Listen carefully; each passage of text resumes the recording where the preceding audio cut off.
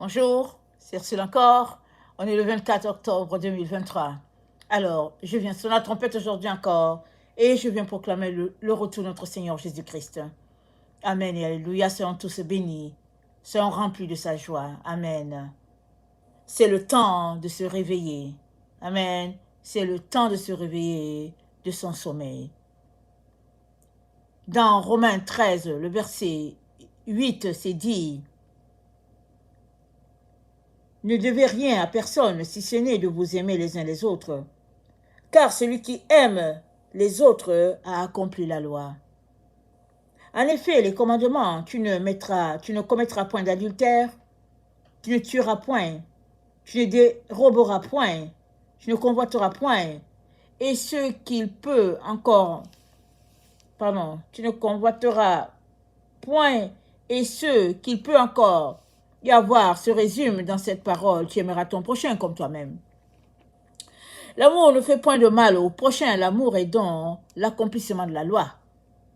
Cela importe d'autant plus que vous savez à quel temps nous sommes, c'est l'heure de vous réveiller, enfin du sommeil, car maintenant le salut est plus près de nous que lorsque nous avons cru. La nuit avancée, le jour approche, dépouillons-nous donc des œuvres des ténèbres et revêtons les armes de la lumière. Marchons honnêtement, comme en plein jour, loin des excès, de l'ivrognerie, de la luxure, de l'impudicité, des querelles, jalousie. Mais revêtez-vous du Seigneur Jésus-Christ et n'ayez pas soin de la chair pour en satisfaire les convoitises. Donc voilà. On est appelé à se réveiller et le conseil que nous donne notre Dieu, c'est de ne devoir rien à personne, rien du tout, sauf d'aimer la personne. Et comme tu es appelé à aimer tes ennemis, tu aimes tes ennemis, comme tu aimes ceux qui sont tes amis, voilà le mot d'ordre de notre Dieu. Alors que tu aimes tes ennemis, tu attires sur eux des charbons ardents. C'est ça que la Bible dit.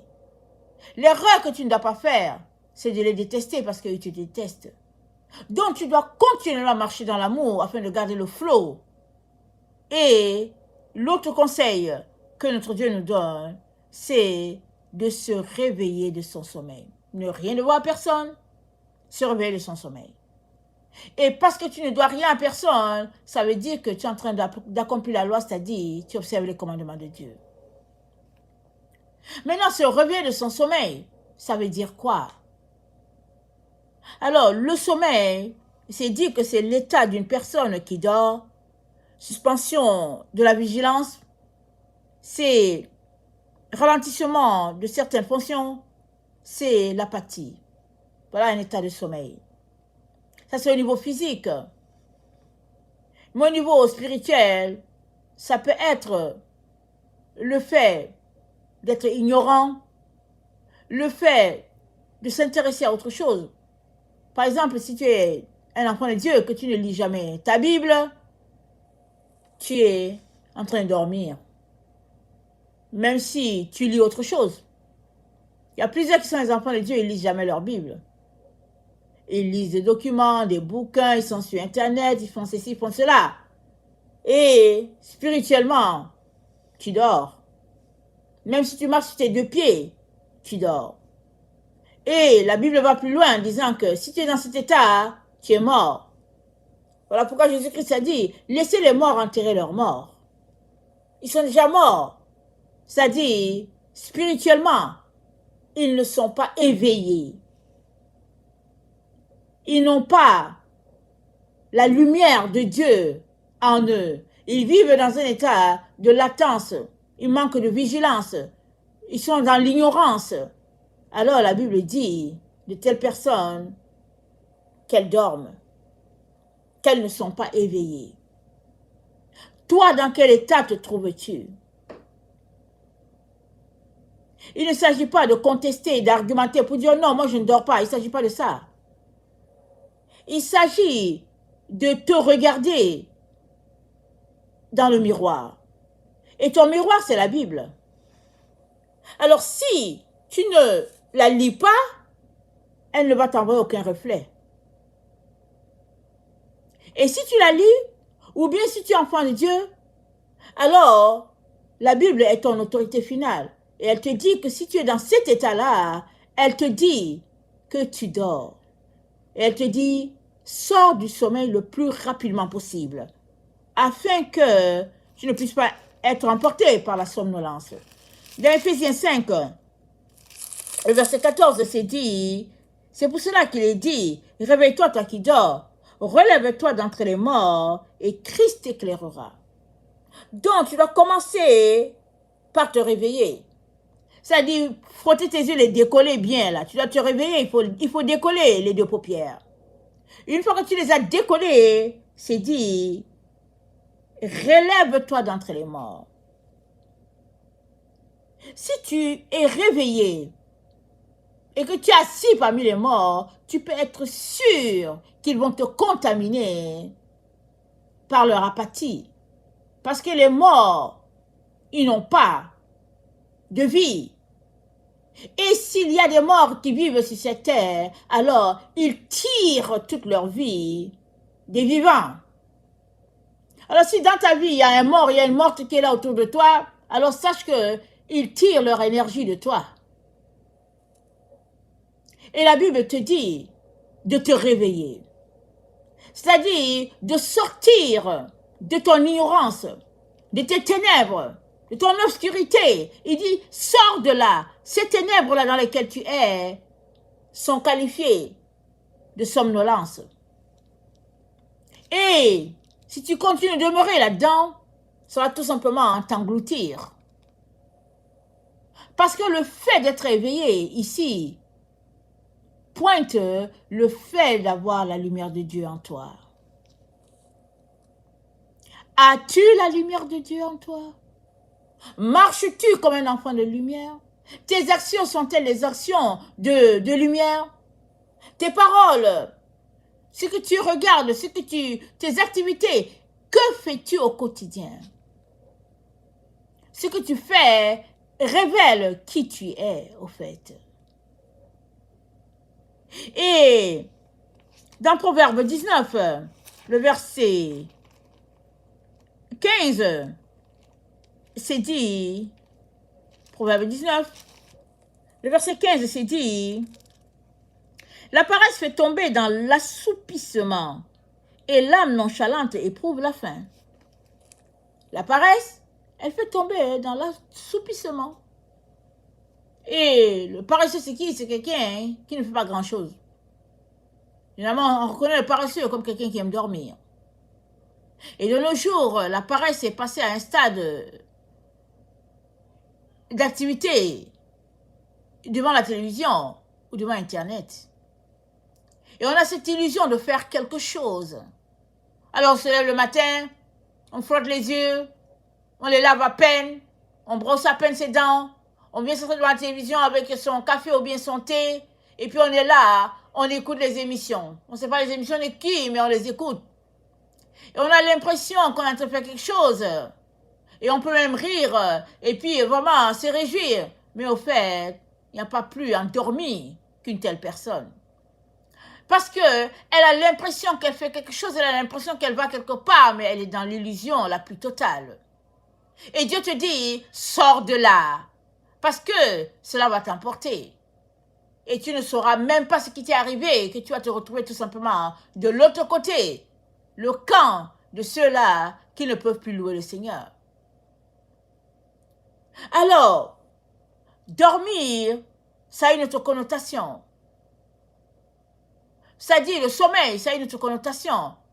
Ce n'est pas le fait, tout simplement, de rester là couché dans ses draps, mais ça va plus loin. C'est le fait de faire une activité qui n'a rien à voir avec Dieu. Ça aussi, c'est le sommeil. Alors, tu peux passer ta vie à accumuler des diplômes sur diplômes, et tu as l'impression que tu vis. Mais si tu ne te réveilles pas de là, alors, un jour, tu quitteras ton corps. Et qu'auras-tu gagné? Rien, parce que ton âme aura été perdue. Tu auras couru après les choses de ce monde, la gloire de ce monde, mais au finish, tu n'auras rien eu. Ça dit, tu auras passé ta vie à dormir.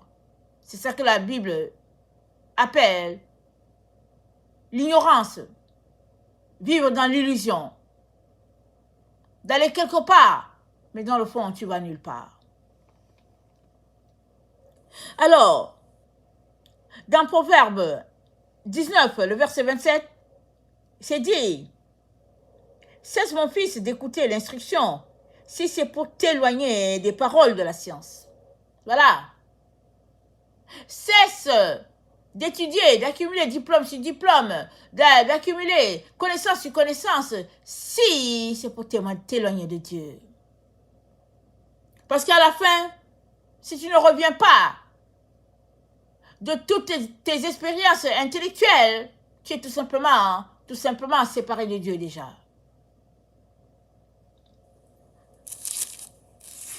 Se réveiller, c'est au fait quitter le manque de relation avec Dieu et c'est se connecter avec Dieu. Voilà ce que ça veut dire, se réveiller. Et dans Proverbe 10, le verset 5, c'est dit, « Celui qui amasse pendant l'été est un fils prudent. Celui qui dort pendant la moisson est un fils qui fait honte. » Plusieurs enfants de Dieu dorment alors que c'est la moisson.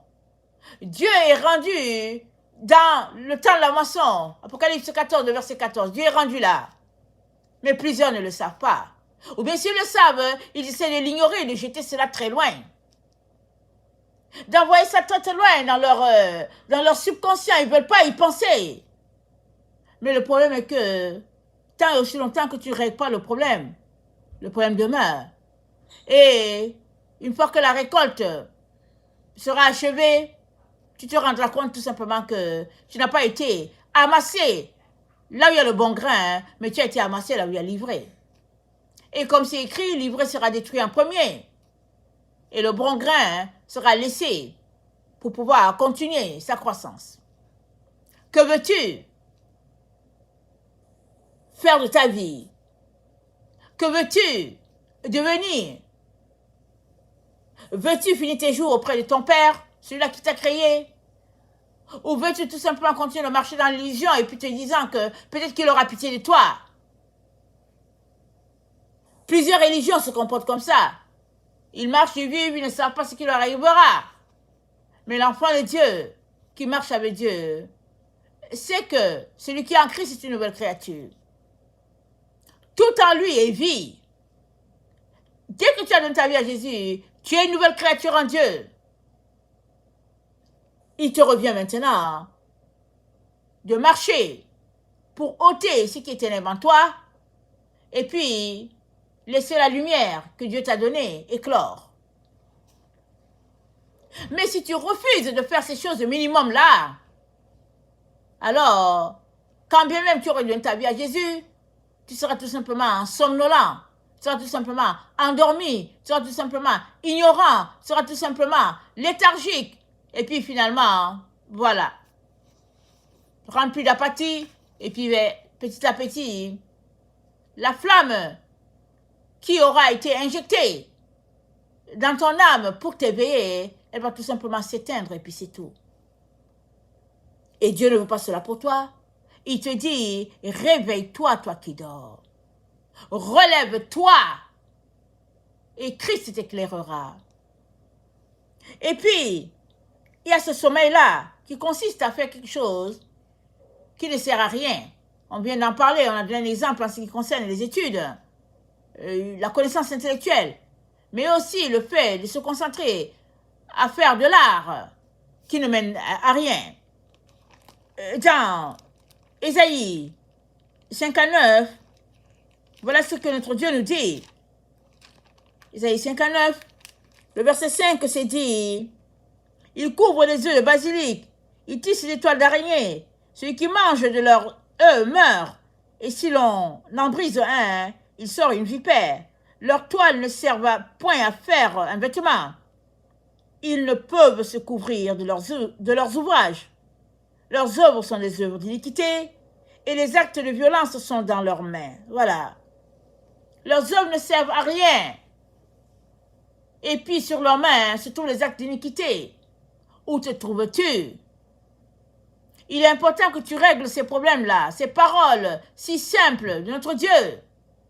qui t'excite à prendre conscience de ton état et à sortir de là le plus rapidement possible. Parce qu'une fois que le jugement de Dieu est passé sur toi, c'est fini. Tu dois donc te comporter de manière à te réveiller le plus rapidement et être efficace, non selon le monde, mais selon Dieu. Parce que selon le monde, il faut faire une activité, mais selon Dieu, le fait de lire sa Bible et de prier, c'est ça qui est travaillé. Le fait de chanter louange à Dieu, ça c'est travailler. Le fait de poser des actions pour faire avancer le royaume de Dieu, c'est ça travailler selon Dieu. Pas selon le monde, mais selon Dieu, c'est ça travailler. Si au lieu de dormir, tu te réveilles la nuit pour prier, pour intercéder, tu es en train de travailler. Tu as donc besoin de changer ta compréhension pour pouvoir être qualifié de travailleur selon Dieu. Et celui aussi qui dort, c'est aussi qualifié, c'est aussi pris comme de l'ignorance. Parce que celui qui est dans l'ignorance, il ne sait pas beaucoup de choses. Il est maintenu dans un état où il lui manque des informations entre la réalité et la perception qu'il a. Et puis, celui qui est ignorant, il est dans les ténèbres. Et l'ennemi travaille depuis des siècles à maintenir les enfants dans les ténèbres, les enfants de Dieu. L'ennemi a travaillé, il continue de travailler pour les garder dans les ténèbres, de telle sorte que le mensonge est pris pour vérité, la vérité est prise pour mensonge. Mais si tu cherches Dieu de tout ton cœur et que tu passes ta vie dans sa présence, Dieu va te révéler les secrets qui sont cachés, ce qui a été écarté, afin de te garder dans les ténèbres. Dieu va te les révéler. Et parce qu'il te les aura révélés, parce qu'il te les aura révélés, à toi aussi revient de les révéler aux autres. Voilà pourquoi, dans Daniel 12, il est dit que, attends, on va lire rapidement. Il est dit dans Daniel 12 que ce sera un travail de chaîne. Et puis, certains vont réveiller d'autres, de telle sorte qu'ils puissent être prêts à ce grand jour de la fin. Daniel 12. Le verset 1, voilà ce qui est dit.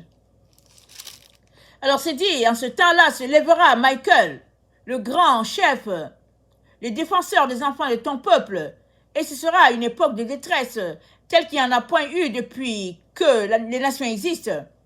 Jusqu'à cette époque, en ce temps-là, ceux de ton peuple qui seront trouvés inscrits dans le livre seront sauvés. Ceux de ton peuple qui seront trouvés inscrits dans le livre seront sauvés. Plusieurs de ceux qui dorment dans la poussière de la terre se réveilleront, les uns pour la vie éternelle, les autres pour l'opprobre, pour la mort, pour la honte éternelle. Ceux qui auront été intelligents brilleront comme la splendeur du ciel, et ceux qui auront enseigné la justice à la multitude brilleront comme les étoiles à toujours et à perpétuité. Et, verset 9, l'ange répondit à Daniel, « Va Daniel, car ces paroles seront tenues secrètes et scellées jusqu'au temps de la fin. Plusieurs seront purifiés, blanchis et épurés. Les méchants feront le mal et aucun des méchants ne comprendra. Mais ceux qui auront de l'intelligence comprendront. » Voilà le temps où Dieu a pourvu pour que tu comprennes. Ceux qui auront de l'intelligence comprendront, c'est-à-dire ceux qui auront la sagesse de Dieu comprendront. C'est le temps où tu dois te réveiller. Tu ne peux pas rester dans l'ignorance et attendre que cela te tombe dessus. Non, tu dois te lever et aller chercher l'information dont tu as besoin. Dans quel temps sommes-nous? Et le livre de Romains qu'on vient de lire, Romains 13 nous dit, nous sommes dans le temps où nous sommes plus proches du salut que lorsque nous avions cru. Nous sommes dans le temps où Dieu est en train d'assembler la récolte. Voilà le temps dans lequel nous sommes. Tu peux prendre cette information par la foi et dire, ok Seigneur, je vais travailler. Et puis éclaire-moi davantage. Ou bien tu peux la refuter comme font certains. Et puis qui essayent de croire autre chose. Ça ne change pas le plan de Dieu. C'est dit que quand les temps furent arrivés, la Vierge est tombée enceinte. Donc quand le temps de Dieu va aussi arriver, les choses vont se réaliser comme Dieu l'a prévu. Et le peuple de Dieu, parce qu'il aura loin de lui tous ceux-là qui disent qu'ils le connaissent mais qui ne marchent pas selon lui, seront tout simplement coupés de lui. Qu'est-ce qui est plus important pour toi que le salut de ton âme? Paul dit, mais toutes ces choses qui étaient pour moi des gains, je les ai regardées comme une perte à cause de Christ. Et même je regarde toutes choses comme une perte à cause de l'excellence de la connaissance de Jésus-Christ, mon Seigneur, pour lequel je renonçais à tout. Je le regarde comme de la boue afin de gagner Christ.